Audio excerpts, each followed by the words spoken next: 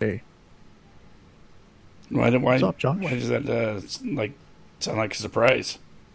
I'm here all the time. I'm on the marquee. Well, we got you back for what, three straight weeks in a row? Yeah, no, I'm still on the show, right?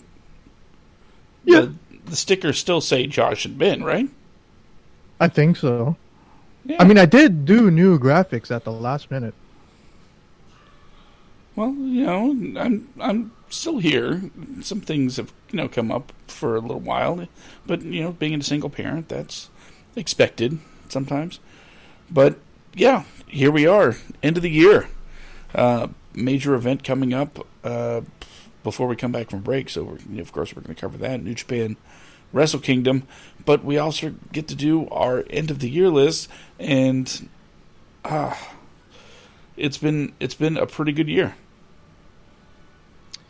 Indeed, it has. What do you want to start off with? You want to talk New Japan, or you want to do the awards? You know what? I want to start out with New Japan. Okay. All right. Let me go ahead and pull this up. Then I have to create a new source for everybody, so that everybody can see the card. I'm gonna message you something on Discord. Then maybe you can pull that up real quick. Yeah, I'll check that out. All right, there you go. Just so that you can actually see what's going on. All right. So here we go. I'm gonna be pulling it up now. Okay, we're gonna be doing the. There we go. The Wrestle Kingdom card. Let's start off with night one. This is a 8-man tag team match. We got the Great Bash heel, the team of Tomoaki Honma and Togi Makabe, Yuya Uemura and Yota Tsuji versus Toa Henare, Alex Coughlin, Clark Connors, and Carl Fredericks. The LA Dojo guys, basically. I'm gonna have to go with the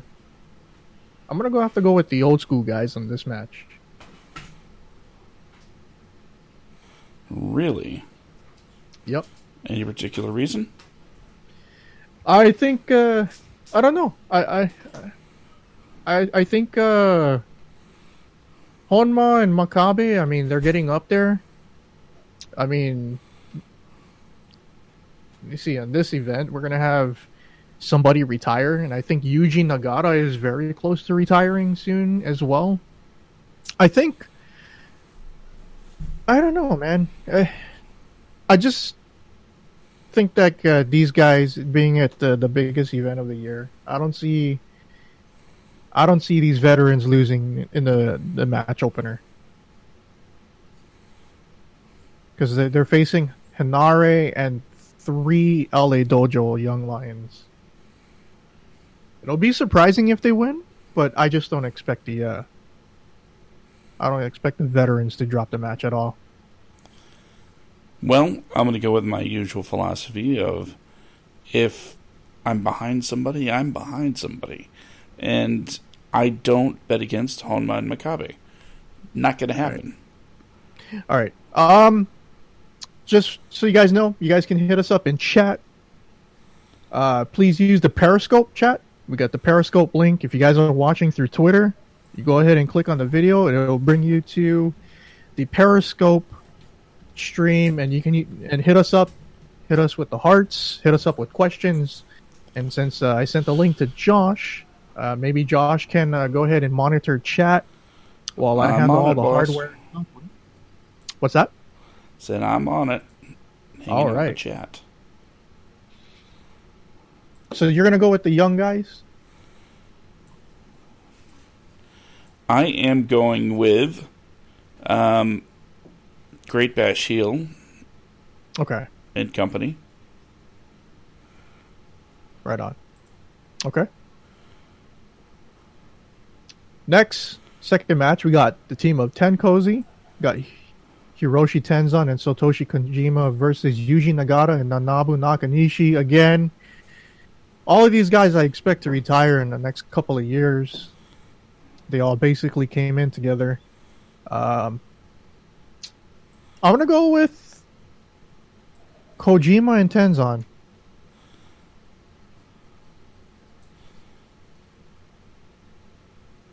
I know I Okay. usually go. I know I usually go with Yuji during Wrestle Kingdom, but I'll go with Tenzan and Kojima.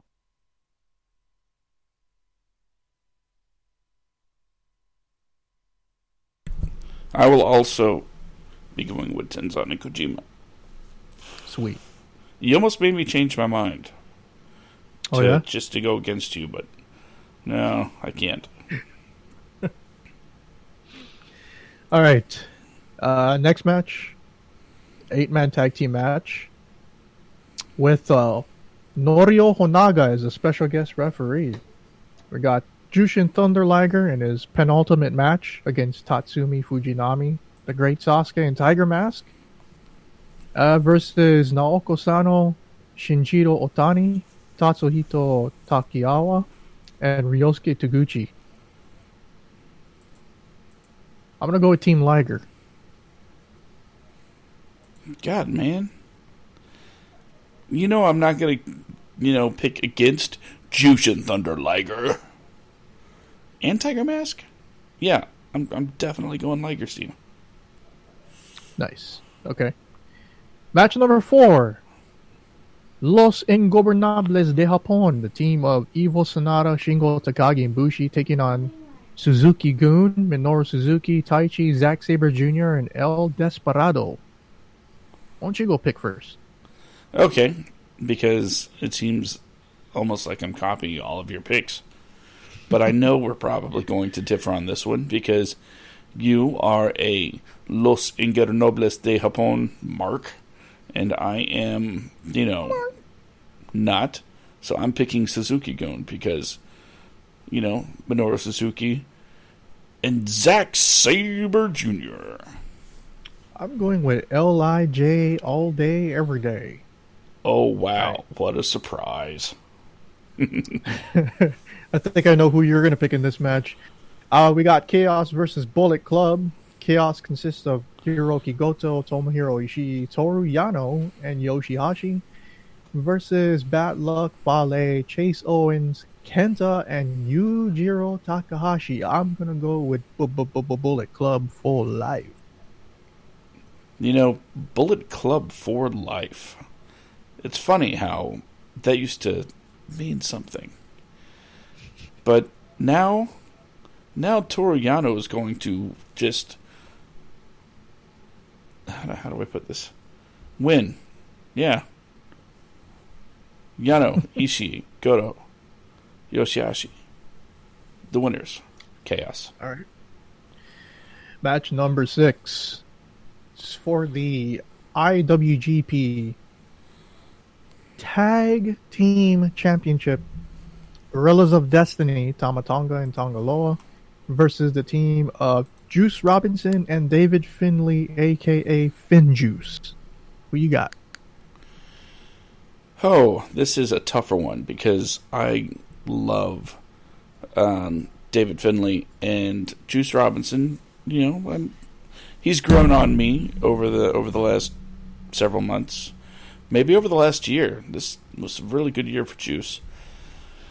But I can't go against the GOD.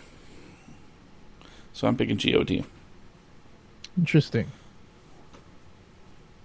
Yeah, I'm going to say Gorillas of Destiny are going to retain. But I think Finjuice are going to take it back on the New Beginning America tour. Just days, weeks after Wrestle Kingdom. And the reason why I'm going to go with Gorillas of Destiny is I don't think Juice is going to be double champion. Yeah, I don't see that happening. At least not now. Because on night 2, Juice Robinson is facing the winner of Jon Moxley versus Lance Archer for the IWGP United States title. But we'll get to that in a little bit. Match number 7. As for the perfect segue, Texas Death Match for the IWGP United States Championship, Lance Archer, hashtag everybody dies, versus Mox. I'm going to go with. Ooh. I'm going to go with Lance Archer. Oh, okay. Because John Moxley's contract, as far as the information goes, his contract is up after Wrestle Kingdom. There's no word any more than that. So I just don't see him. I just don't see him winning the championship. But he could surprise me. He could win the title, and then drop it to Juice the next night. But I don't know. I'm gonna go with Lance Archer, only because I've been high on him since this past summer during the G1. He's been incredible. So I'm gonna go with Lance Archer. And it's not like John Moxley in New Japan has the same aura that he has in AEW. Right. I think that aura went away during the G1 when he racked up 4-5 losses at the back end of the tournament. So yeah, I'm gonna go with Lance Archer. I'm going to go with Lance Archer as well. He's riding a pretty solid wave of momentum. And quite frankly, do we really need to see Moxley and Juice Robinson again? They had a pretty good series already. Mm-hmm. So I'm picking Lance Archer. Okay. This is probably going to be my match of the night. It's for the IWGP Junior Heavyweight Championship. Will Ospreay defending his title against the returning Hiromu Takahashi.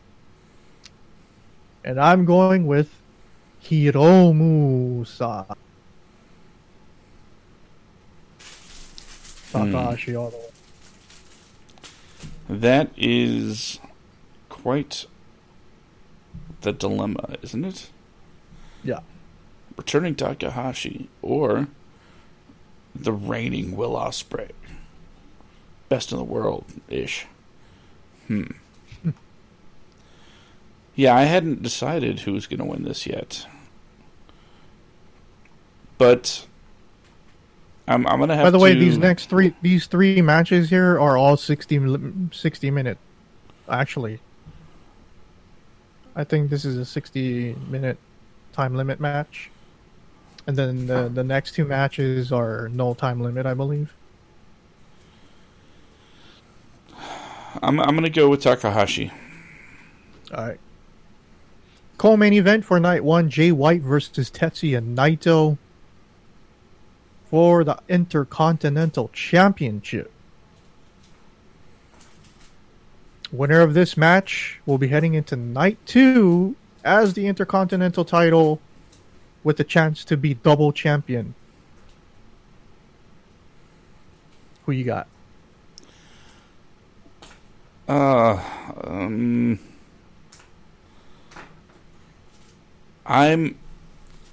so torn on this because I'm not a big Jay White guy. You want me to go first? Yeah, go ahead. I'm gonna go with Jay White, and it makes me sick. I have to pick that. See, I didn't want to feel sick for having to pick Jay White, but I have a feeling that if I have to pick him, well, I know I don't have to, but if I want to be right, I have to pick him, I think. Naito has been my favorite wrestler since 2014. Yeah. And it hurts so bad to go against him. But even before the G1, like ever since he recaptured the IC belt from Chris Jericho, he's just been on like a steady decline. It's like they don't know what to do with him. Like they don't know what to book for him. He was the one that started this whole journey for the double championship journey. And then Jay White stole it.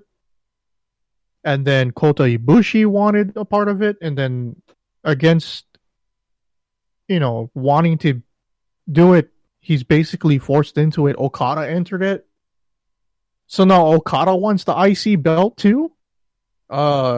It's just a mess, Josh, and I just don't see Naito overcoming it at all. I don't think he comes out this in a good way.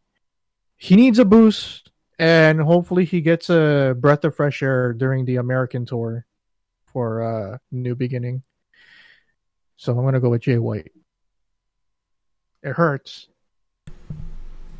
See, I have to pick Jay White for the exact opposite reason. Not because I love Naito, but it hurts because I don't like Jay White.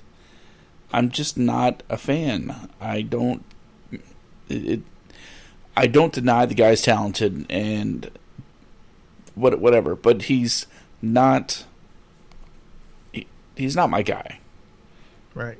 But I still have to pick him because I think the main event of night 2 is going to skew younger.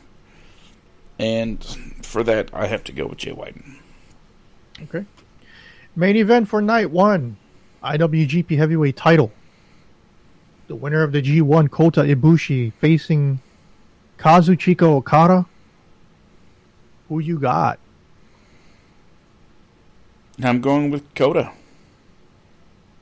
Same here. I'm going to go with Ibushi. I think it's his time. All right, moving on to night 2. Gauntlet match for the Never Openweight 6-man tag team championship. The most violent players, Togi Makabe and Toru Yano, and Ryusuke Taguchi versus Tomohiro Ishii, Yoshihashi, and Robbie Eagles of Chaos versus Chase Owens, Yujiro Takahashi, and Bad Luck Fale of the Bullet Club. Evil, Shingo Takagi, and Bushi of LIJ. Finally, versus Taichi, El Desperado, and Yoshinobu Kanemaru of Suzuki-gun. I am... I'm going to go with LIJ.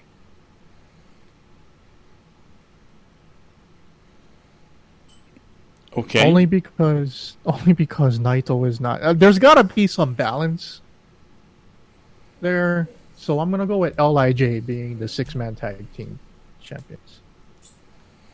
I am totally not surprised by your little LIJ fanboy gasm going on over there. But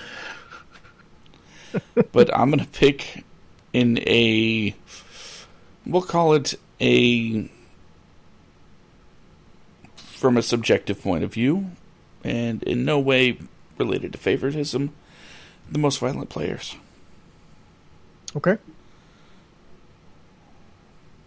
Jushin Thunder Liger's retirement match. Liger and Naoki Sano versus Ryu Lee and Hiromu Takahashi. Ryu Lee is Dragon Lee. Dragon Lee's new name. I'm gonna go with Ryu Lee and Hiromu Takahashi to go over. Since I have Liger going over in night 1, I think his final match he puts over the new generation in a tag team match. That's only because it makes sense, but I'm gonna go with Jushin Thunder Liger anyway, since I'll never have a chance to do it again. I think he's going to be on the new. I think he's going to be sitting in on commentary throughout, on and off the year, throughout the year, including the American tours. So, unless there's some sort of category where we pick who was the best announcer of the night, I'm just not going to be able to pick Jushin Thunder Liger again. So, this is my last chance. Okay, match number 3: Bullet Club versus Roppongi 3K. For the Junior Tag Team Championships. Taiji Ishimori and El Phantasmo currently are the champion. And I'm going to go with Roppongi 3K. because they always seem to do well at Wrestle Kingdom. I'm also going with Roppongi 3K. Okay. Match number 4. British Heavyweight Championship. Zack Sabre Jr. versus Sanada. I'm going to say Zack Sabre Jr. retains. As much as it would be cool to see Sanada as the British Heavyweight Champion, I'd say ZSJ retains. Okay. Singles match for the United States Championship. Both of us picked Lance Archer to defeat Jon Moxley on night 1. So we got Lance Archer versus Juice Robinson. I'm going to say Lance Archer. I'm also going with Lance Archer.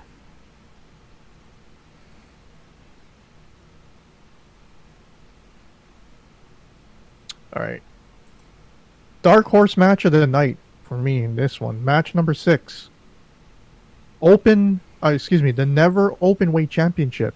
The champion Kenta versus Hiroki Goto. Who you got? I'm going to go with Kenta. Okay. There's no point in going over match number 7. It's actually the loser of the IC and heavyweight titles from night 1. We picked the same people, so. Oh, we did? Okay. Yeah. Okay. Naito versus Okada. I'm going to say Okada. I'm also saying Okada. All right. Co-main event. I've been waiting for this match to happen for a long time. Special singles match. Hiroshi Tanahashi versus the AEW heavyweight champion of the world, Chris Jericho. Who you got?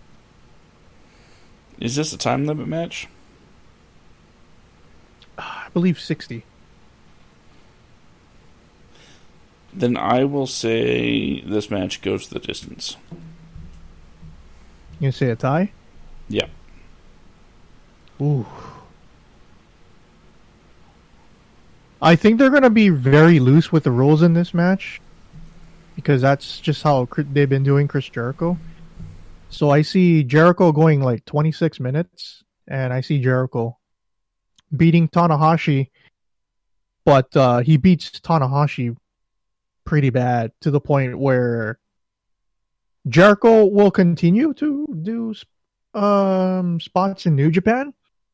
So whoever comes out and helps Tanahashi will be the future feud for Chris Jericho later on down the line. Probably at Dominion or Destruction. So how nice must it be to have a Jericho card to pull out a few times a year? Yeah. All right. The one for all the marbles. We're going to be assuming heavyweight champion Kota Ibushi versus intercontinental champion Jay White. Who takes home all the marbles, Josh? Well, if our scenario plays through, the one we agreed on, then I believe we will have Kota 2 belts. I want that so bad, but considering how strong he's been booked and who's his manager and who books the entire company, I'm going to say the Switchblade. You're fired. Jay White. You know why? I've been picking against my favorites. I've been picking against all of my favorites. Because I've been picking against all of my favorites, and I've been turning out 90% right and since the G1. So if I have a gut feeling, if I go with my heart, I'm not gonna win these matches. But if I go with my brain, I should average 6 or 7 wins on night 1 and 2. I'm gonna get them all right. Yeah, I'm gonna be predicting that Jay White is gonna be doing that, and that, but he's not gonna have a long reign. He's gonna bring the titles in shorthand. I just have a feeling. All right, that's pretty much it for New Japan Pro Wrestling's biggest event of the year. Their WrestleMania, Wrestle Kingdom 14. Josh, we have any action in the chat? Nope. All right. Once again, that question.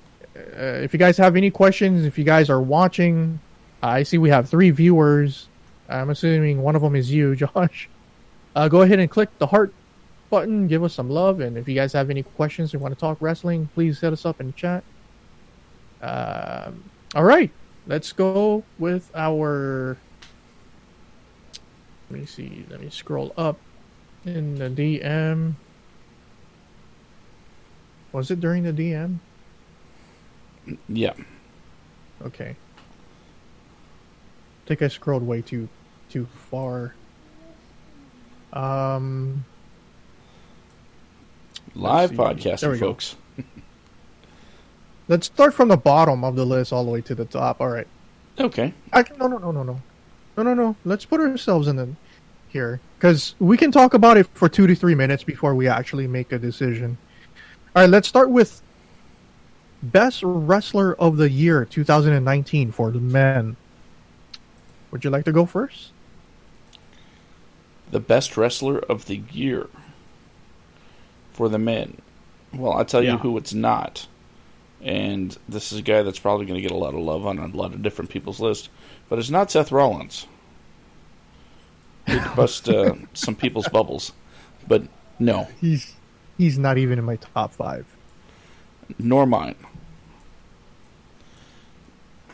The best wrestler of the year. I took into account the quality of their matches, of course, the quality of the promos that I've seen, and just all of the intangibles that make one cohesive wrestler. Mm-hmm. And to name somebody the best is a big deal, and that is why I unanimously asked myself 3 times, is this the person? And each time I said yes. I had to go with Adam Cole, baby. Oh, nice. Okay. For me, it was basically a three-man race. It was down between Adam Cole, Kazuchika Okada, who I have had Wrestler of the Year 3 years in a row, and Chris Jericho. Now, my 2019 Wrestler of the Year is Chris Jericho. And the reason for that being is if he had a lot to do with bringing AEW to the forefront, I have major doubts in my mind that if they had given the title to Hangman Page or somebody else, there wouldn't be as much attention on the company. There wouldn't be as much of a excitement surrounding the debut of their TV. And their TV is still doing pretty strong. You know, they did lose to NXT by 100K views. They're the NXT's biggest win, but it's expected. We're still 7 weeks away from the next AEW pay-per-view, and we got the Royal Rumble coming up in a couple of weeks. So I expect NXT to continue to win in the TV ratings. Not that that matters. But like I said, we will see a lot of the ratings pitter-patter and swing towards a certain brand whenever they got pay-per-views coming up. So, yeah, I'm going to say my wrestler of 2019, as much as I want it to be Adam Cole, because he's been carrying the load for NXT this year, I'm going to have to say Chris Jericho, because without him, I don't think AEW would be where it is now. So You got Adam Cole. I got Chris Mhm. Jericho. Okay.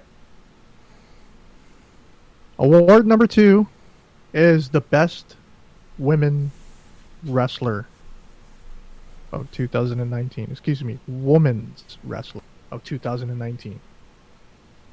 For me, it came down to Tessa Blanchard, Becky Lynch, or Riho. Um, I'm gonna have to say Becky Lynch, even though I think she's cooled off a little bit.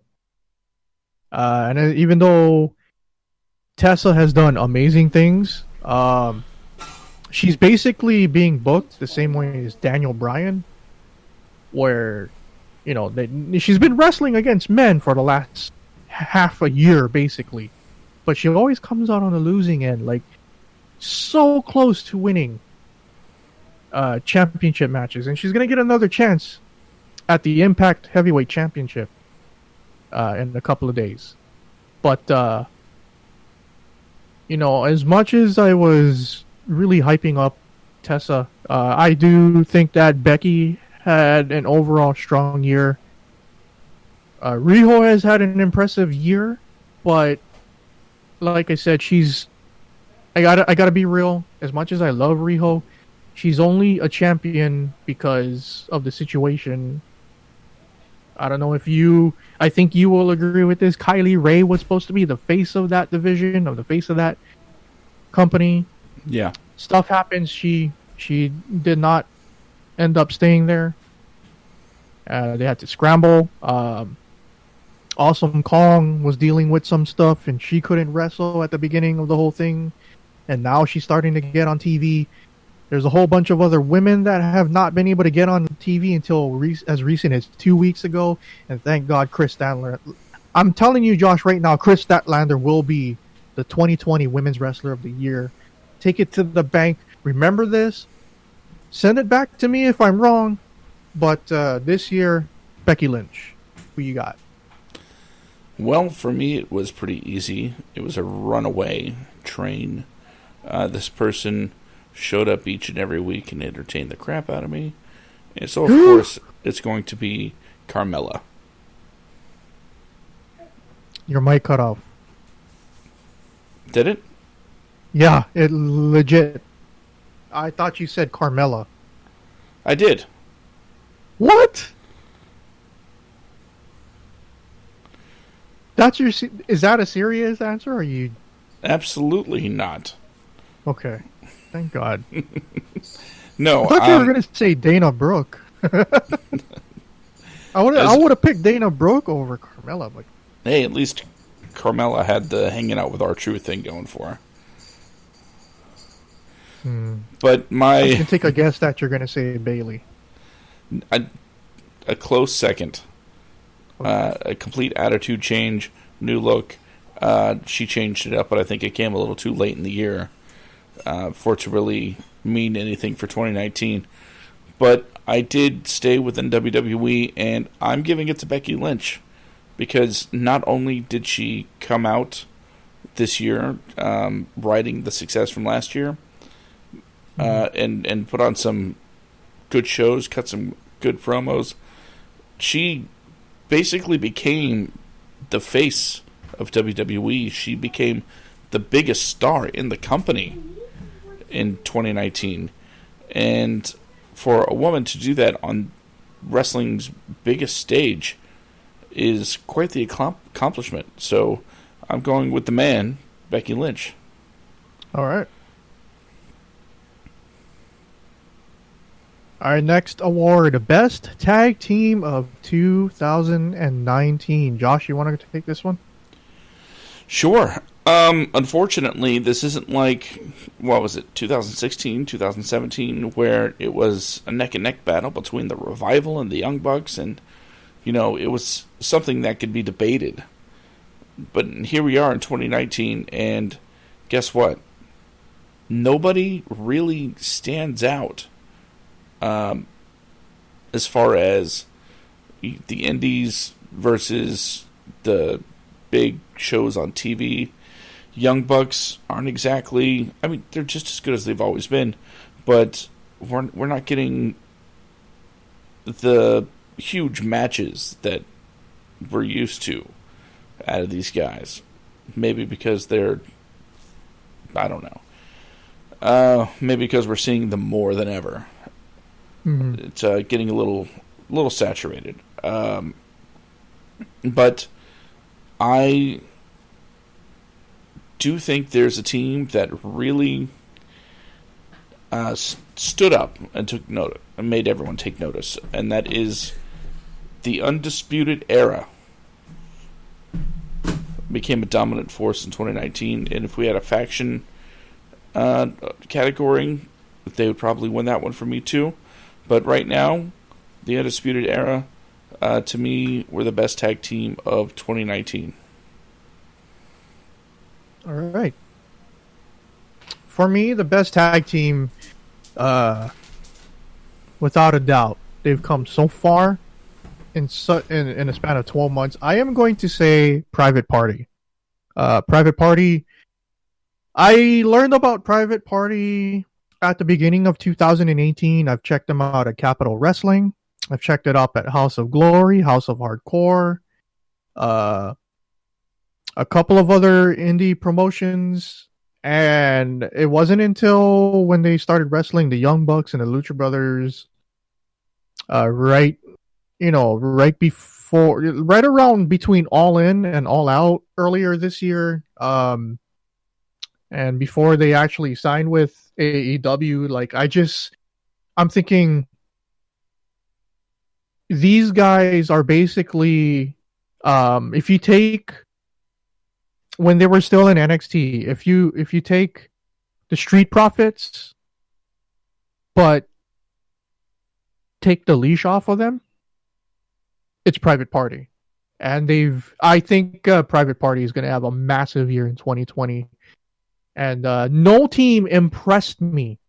No tag team impressed me more than these guys. Sure, but I was leaning towards Undisputed Era, but they were anchoring that entire division. Right now, I don't know about you, Josh, but a lot of people seem to agree there hardly is a tag team division right now. Whereas the tag team division was so strong last year, with all the teams coming up, Viking, Raiders. Oh man, I wish they had stayed a little bit longer in NXT. I'm gonna have to go with Private Party. I mean, if there was a category for biggest surprise team, that would be the hands down winner for me. You can coming out of use your nowhere MVP and you can taking use your the MVP spotlight. award. All right. Best match of 2019. Joshua, Well, what is your best match? the best match of 2019 probably goes to a couple of guys that, you know what? I don't think anybody saw this coming. They got in the ring, they told an epic story, and they did it without any fancy moves. Oh my god, you and I are going to be on the same page on this one. I'm Maybe. shocked. They did it without any fancy moves, no, glitz and glamour, no major production work, just two guys going out there and doing their thing, classic wrestling style. And those two guys are brothers. Cody versus Dustin Rhodes at Double or Nothing. Yep. Shockingly, before that, I had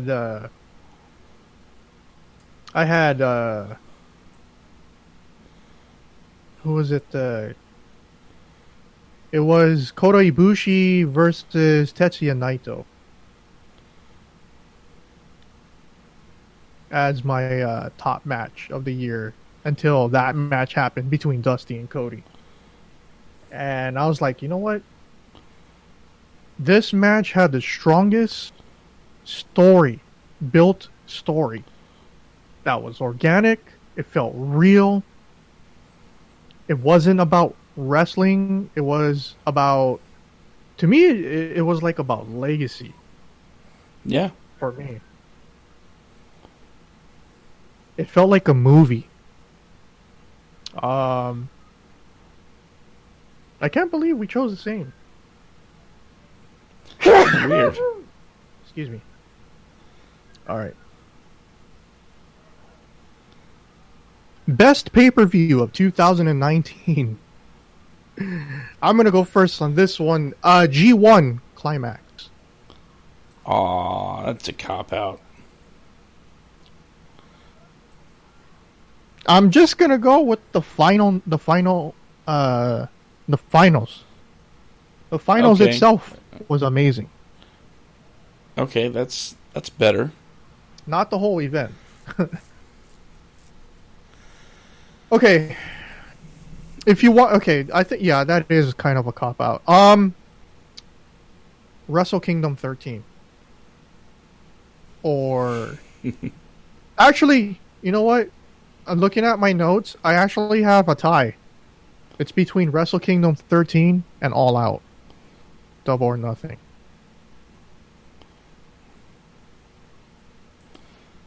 Interesting. So that's what I have on my notepad. But I did have G1 circled above that. So I actually had my top three choices. Well, I am. I'm going with NXT Takeover New York. Nice. It had. What were they in NXT? War Machine, what were they? War Raiders. That's it. And against Black and Ricochet, Aleister Black, Velveteen Dream and Matt Riddle lit the place up. Walter and Pete Dunne. Shayna Baszler, Bianca Belair, Io Shirai, and Kairi Sane. And then we got almost 40 minutes of Gargano and Cole. It's the one where they both went off the top onto a table and Cole ended up rolling over on top of him. It was a great show. The best of 2019. That was my third match of the year. My third ranked match of the year. Strongest championship of 2019. I'm gonna say the well.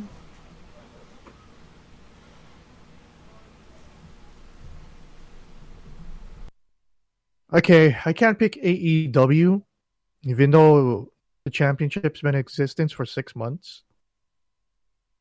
I'm gonna have to say the IWGP Heavyweight title. No. I take that back. I'm gonna say the NXT title. All thanks to Adam Cole. The strongest championship of 2019 is the NXT championship. We find ourselves in agreement again. I'm also picking the NXT Championship. It was very difficult to not pick the NXT UK Championship, but if it just had more exposure, it could definitely be up there.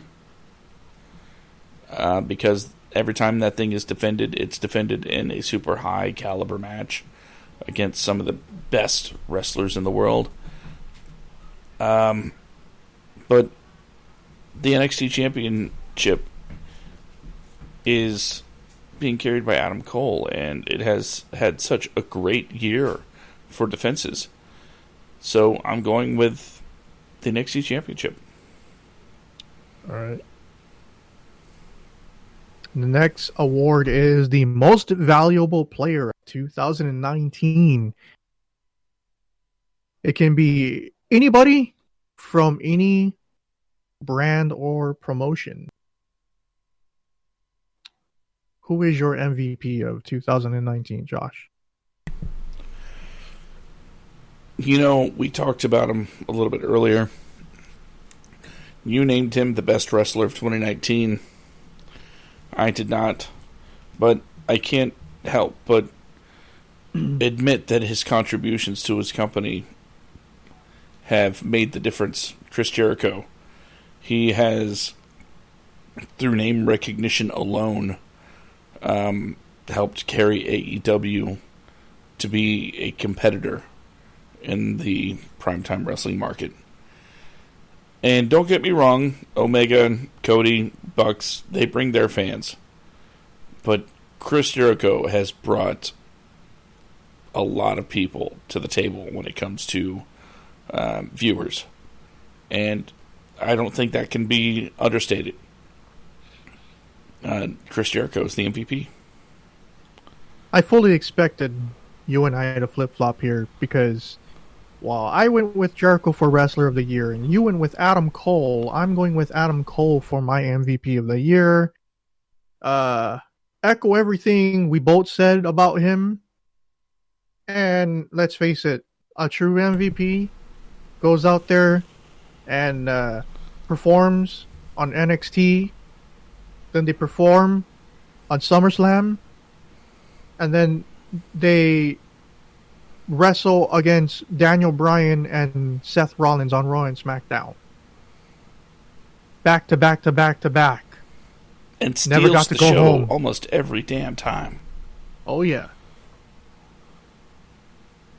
That and making every feud that he has been in. And he's also made everybody he went up against strong as they possibly can be. Mm-hmm. All right. 3 more awards left. Get Off My TV 2019. Get Off My TV. Basically, the worst of the worst. It could be the worst wrestler, the worst moment, a segment, a gimmick, whatever you want. For me, I want relationship angles to end. All the forced relationship angles of 2019, I don't want them anymore. I don't want to see it anymore.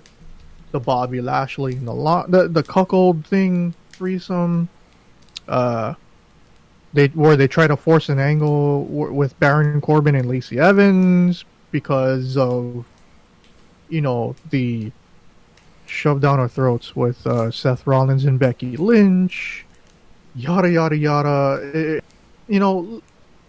Let real life couples just leave it alone, okay? Leave it alone. Don't try to force it into a storyline. We get it. I understand it. And thank God they didn't do anything with Andrade and Charlotte. Otherwise, I would have just, I would have to buy a new TV. Well, if that happens, it better be against Aleister Black and Zelina Vega, because I have a feeling they're gonna split Zelina from Andrade. Yeah. But yeah, that's my Get Off My TV. It's relationship segments used for storyline purposes. I'm going to piggyback on your idea here. I wasn't all encompassing like you were, but I did. On my notes, I have Lashley and Lana. Get them off my TV, like now, because I just feel bad for Rusev, man. Not the character, but the guy that has to watch his wife go to work and make out with another dude. Miroslav. I feel bad for Miroslav. That's gotta suck. I can't pronounce his last name. Yep. I mean, I understand he's probably like, oh, she's acting. It's not a big deal. But, if he resigns, I heard he didn't resign yet. If he resigns and he stays with WWE, it better be a 7-figure contract if he's going to be going through this. Otherwise, I hope he goes elsewhere. I hate it. Lana signed a Lana and Dana Brooke. I heard are making over 500K. Not well. I didn't heard. I read some stuff that's unofficial. So they're getting some. Everybody getting 5-year contracts are getting big pay raise thanks to you know what. So I'm in total agreement with you.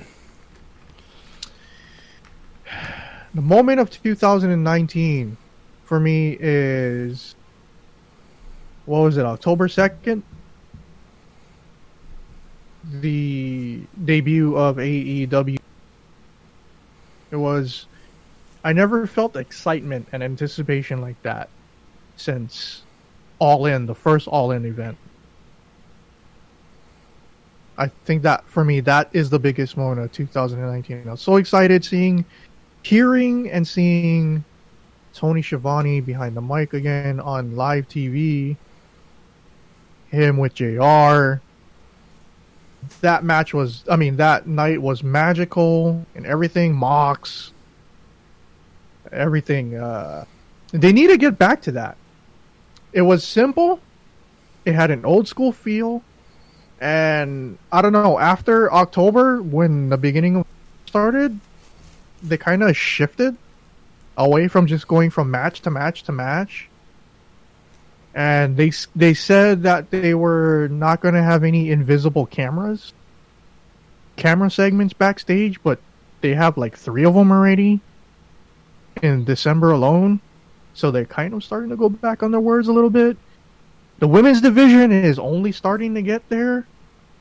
The tag team division is a mess right now. And I think the booking is terrible.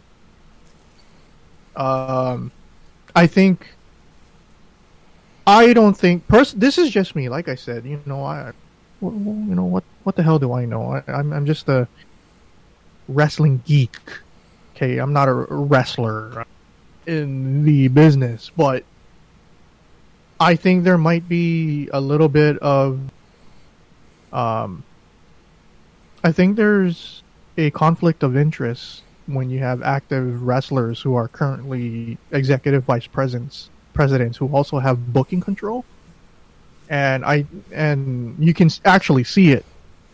And I think the reason is a lot of the excitement for AEW is honestly looking at it now, Joshua.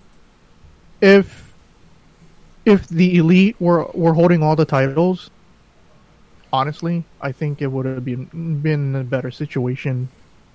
Now, I was against them booking themselves to get all the titles, but I think the Elite suffering so much losses, the 50-50 booking was part of that. They don't know what to do with, or Omega doesn't know what to do with himself. The Cody stipulation, which is shocking, he took a massive sacrifice to his career, never challenging for the AEW title.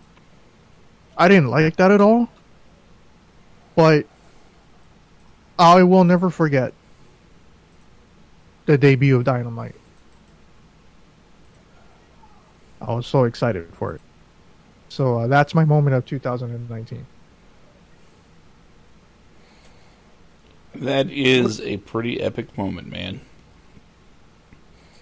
It's a lot stronger than mine, I'll tell you that much.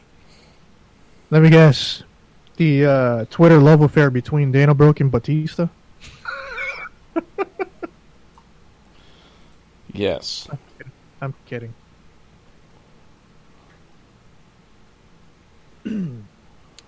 Josh, what is your moment of 2019 in pro wrestling? I'll give you a hint. We're really glad that you're our friend, and this is a friendship that will never ever end. Ah, The Fiend. The debut of the Firefly Funhouse was, to me, a moment that altered the course of WWE. I mean, Bray is the champion now with this character. And so many people had written him off.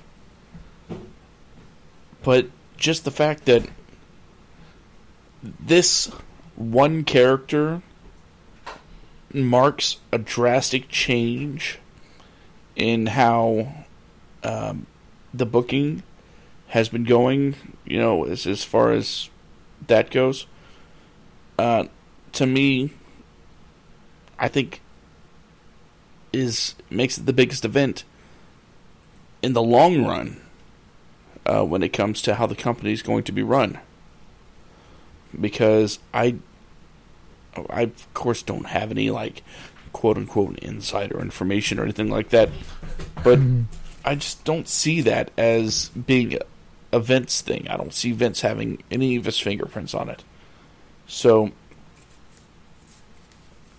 the fact that something that feels so clearly un-Vince made it to TV and now made it to the top of the company, will be remembered for a very long time. All right. All right, now our final award for the 2019 Pro Wrestling Awards. Company/promotion of the year. Last 2 years in a row, I had WWE. This year, Josh, there is no three-peat for me. I am going to say New Japan Pro Wrestling. Oh, thank God. I thought you were going to say AEW for a minute. They're too... I can't go with several pay-per-view events and 12 weeks of TV. I can't, Josh. It wouldn't be fair to AEW and everybody else if I did pick AEW. AEW is my favorite brand, tied with New Japan, but I'm going with New Japan despite everything that NXT has done. New Japan Pro Wrestling not only is the most consistent brand or the consistent company promotion, but they've made leaps and bounds of where they were last year. At this moment, they've announced a dozen shows that are official for their American tour. They've officially launched New Japan Pro Wrestling of America. Yeah, their second brand. So that is exciting. New Japan Pro Wrestling is expanding. This is their American expansion 2020.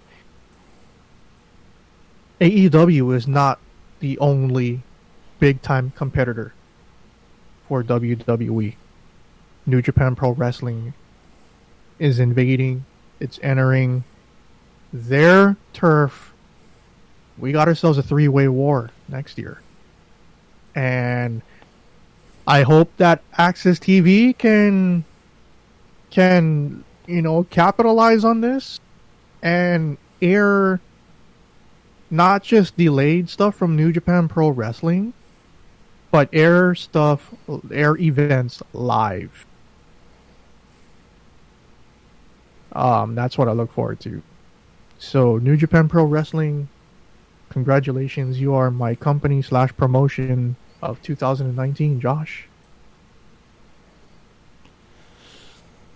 Well, as much as I've enjoyed doing this show, I guess it is almost time to bring it to an end and name the top company of 2019 in my book, and I literally mean in my book.